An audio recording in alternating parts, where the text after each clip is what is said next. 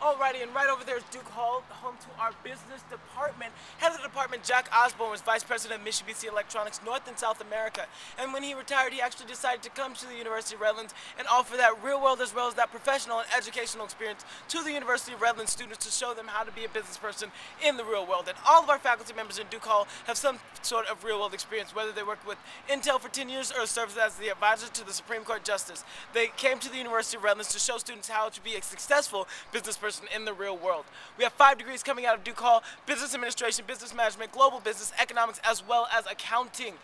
We have about 30% of our students have some sort of business emphasis, whether that be major, minor, double minor, or emphasis out of Duke Hall. But it's great because we do not have off-impacted majors. If all the students next year wanted to be business majors, we'd allow them to do that.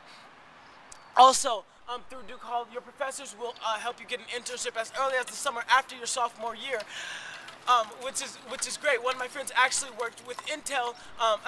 Worked with Sony for his the summer before his senior year. He actually got hired onto Sony for his senior year, and a little bit after his senior year, got fired because of the recession. However, he got rehired by Simon Cowell because of to do more media stuff for him. So it's really amazing things happening out of the business program. Also, about 85% of our business administration students have a job by the September after they graduate. So 5 months after they graduate, they have a job in their field, which is absolutely amazing. And about 99% of our accounting students have a job 6 to 12 months before they graduate, which is great. If you can do accounting, you should definitely do that if it makes you happy. Alrighty, and right over here's our Ann Peppers Art Center. If you notice, there is a tree growing out in the middle of the building.